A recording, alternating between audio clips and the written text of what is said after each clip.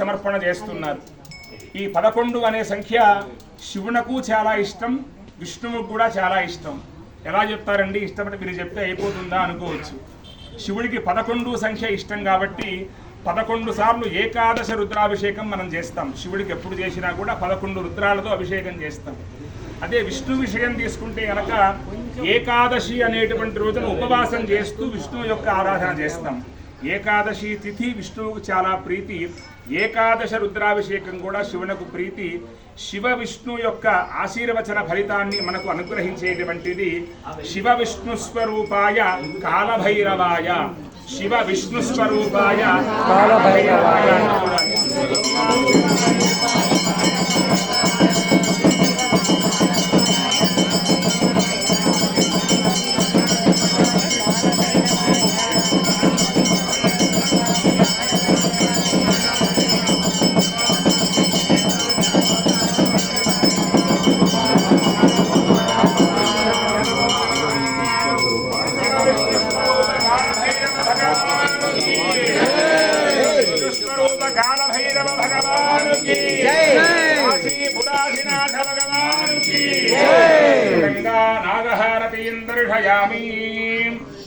తర్వాత నాగహారతి, సర్పాకారంలో ఉండేటువంటి మహామంగళ హారతి సమర్పణ చేస్తూ ఉన్నారు.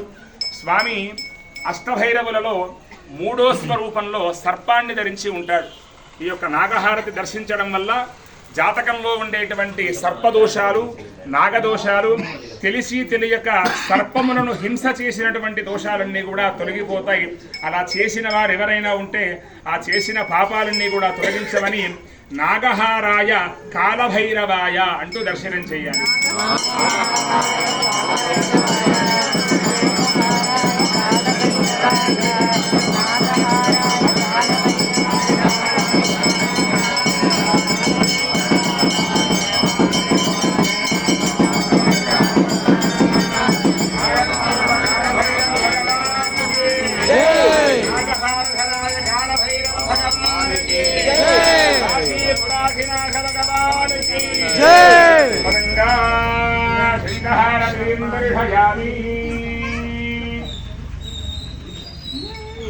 తర్వాత శంఖహారతి అనే హారతి ఇస్తూ ఉన్నారు.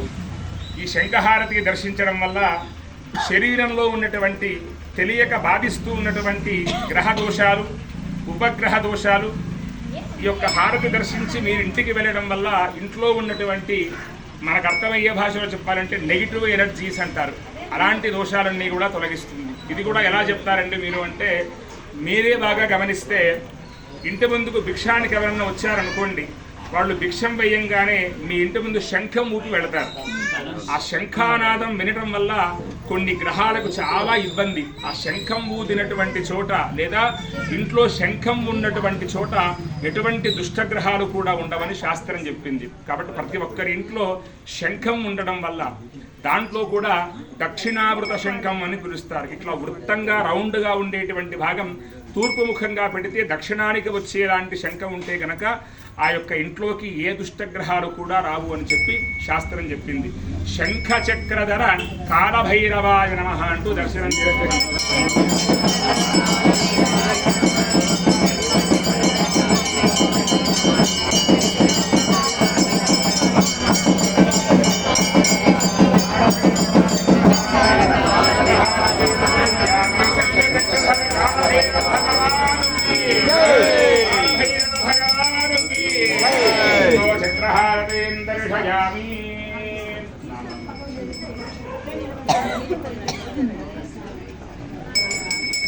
తర్వాత సుదర్శన చక్రహారతి స్వామికి సమర్పణ చేస్తూ ఉన్నారు. ఈ సుదర్శన చక్రం శత్రుబాధలు, దృష్టి దోషాలన్నీ కూడా తొలగించేటువంటి మహా విశేషమైనటువంటి యంత్రరాజం. ముఖ్యంగా వ్యాపారం చేసేవాళ్ళు, ఏదైనా కన్స్ట్రక్షన్ ఫీల్డ్లో ఉండేటువంటి వాళ్ళు, ఎక్కువ జనాల్లోకి వెళ్ళి తిరిగేటువంటి వృత్తులలో ఉండేవాళ్ళు, రాజకీయ నాయకులు, ఇలాంటి వాళ్ళు విశేషంగా సుదర్శన హోమాలు చేస్తూ ఉంటారు. సుదర్శన యంత్రారాధనంతా కూడా చేస్తూ ఉంటారు. శత్రువులు, స్త్రీలు, పురుషులు, నపుంసకులు ఇలాంటి దోషాలన్నీ కూడా తొలగిస్తుంది. శత్రుబాధలన్నీ కూడా తొలగించడం నమస్కారం చేసుకోండి.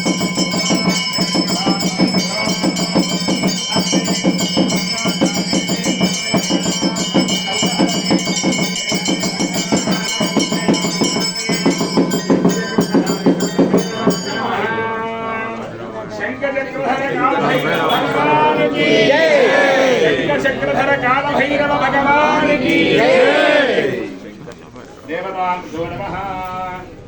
తర్వాత మయూర హారతి అంటే నెమలి ఆకారంలో ఉండేటువంటి హారతి స్వామికి సమర్పణ చేస్తున్నారు.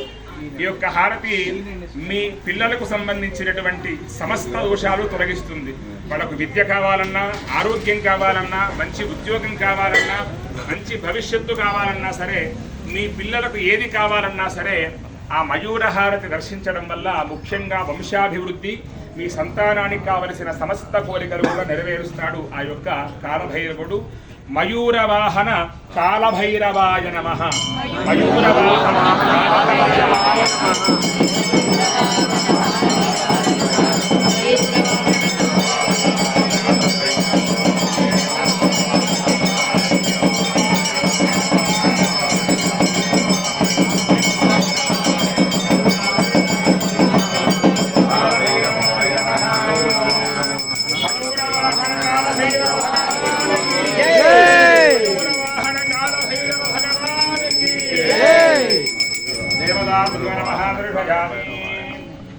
తర్వాత గరుడ హారతి, గరుత్మంతుడి రూపంలో ఉండేటువంటి మహామంగళ హారతి స్వామికి సమర్పణ చేస్తున్నారు. ఈ హారతి దర్శించడం వల్ల దాస్య విముక్తి కలుగుతుంది. ఒకరి కింద చిన్న కారణం వల్ల మనం ఇరుక్కుపోయి ఉంటాం. అక్కడ మన పేపర్స్ అక్కడ ఉండిపోవడము, మన యొక్క మాట ఇచ్చి అక్కడ ఇరుక్కుపోవడము, అక్కడి నుంచి రాలేని పరిస్థితి. ఒకరి కింద మాత్రమే మనం పని చేయాలి తప్ప సొంతంగా ఏ నిర్ణయం తీసుకోలేము. మన ఆస్తిపాస్తులన్నీ వేరే చోట, చిన్న పొరపాటు వల్ల మనం ఒక చోట ఇరుక్కుపోతాం. మన చుట్టంతా వాళ్ళ చేతిలో ఉంటుంది, వాళ్ళు ఎలా చెప్తే మనం అలా వినాలి. అలాంటి దాస్య విముక్తి అంతా కూడా ఈ గరుత్మంతుడి ఆరాధన వల్ల లేదా ఈ గరుడ హారతి సందర్శించడం వల్ల దాస్య విముక్తి అనేటువంటిది కలుగుతుంది. మనం కూడా సొంతంగా ఒక వృత్తి వ్యాపార ఉద్యోగం చేయడం, ఒకరి కింద బ్రతకడమే కాకుండా మనం కూడా 10 మందికి ఉపాధి చూపించగలిగినటువంటి శక్తి సామర్థ్యాలన్నీ కూడా గరుత్మంతుడు ప్రసాదిస్తాడు. గరుడ వాహనాయ కాలభైరవాయ నమః అంటూ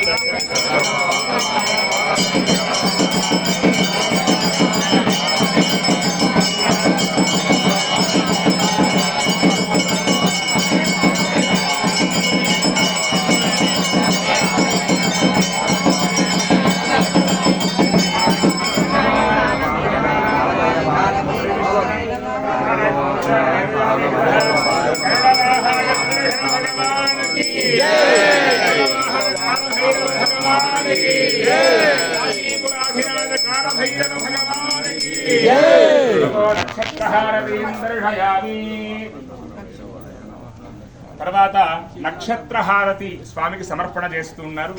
ఇప్పటికీ కాశీలో కూడా సరిగ్గా 7 గంటల ఇదే ప్రాంతంలో స్వామివారికి నక్షత్ర పూజ జరుగుతూ ఉంటుంది. అక్కడ అంటే 27 నక్షత్రాలకు సంబంధించిన దేవతలందరినీ ఆవాహన చేసి లోకంలో ఉన్నటువంటి ప్రతి ఒక్క మానవుడు ఏ రోజున పుట్టినా, ఎన్నేళ్ల కిందట పుట్టినా కూడా 27 నక్షత్రాల్లోనే పుడతారు.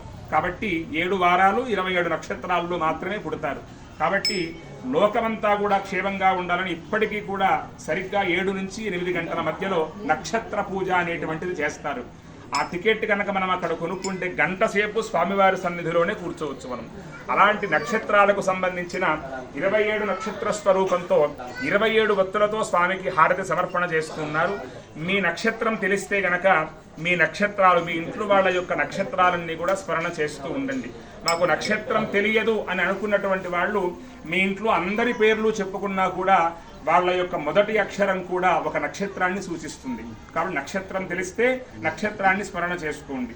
లేదంటే గనక అందరి పేర్లు చెప్పుకుంటే అందరి పేరులో వచ్చేటువంటి మొదటి అక్షరం కూడా ఒక నక్షత్ర నామమై ఉంటుంది. కాబట్టి మీ పేరు కానీ నక్షత్ర దేవతను కానీ స్మరణ చేస్తూ ఉండండి.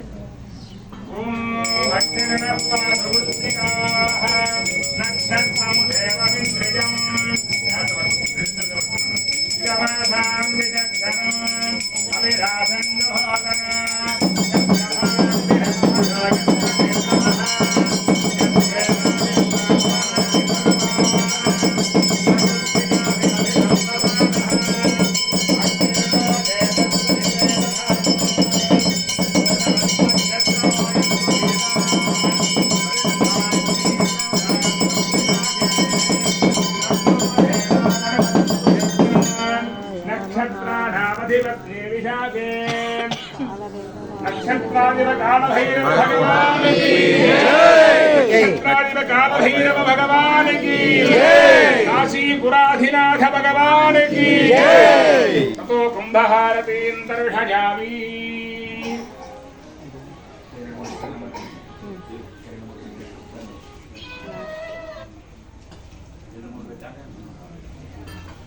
తర్వాత కుంభహారతి, ఒక కుండ లాంటి రూపంలో ఉండేటువంటి హారతి. నిండి కుండ తొణకదు అంటుంటారు కదా. ఇప్పుడు చేసిన పూజ అభిషేకాలన్నీ కూడా సంపూర్ణ ఫలితాన్ని అనుగ్రహించేటువంటిది. ఉదయం నుంచి ఏ పూజల్లో పాల్గొన్నారో ఆ పూజా ఫలితాలన్నీ కూడా ప్రసాదించాలని నమస్కారం చేసుకోండి. ఓం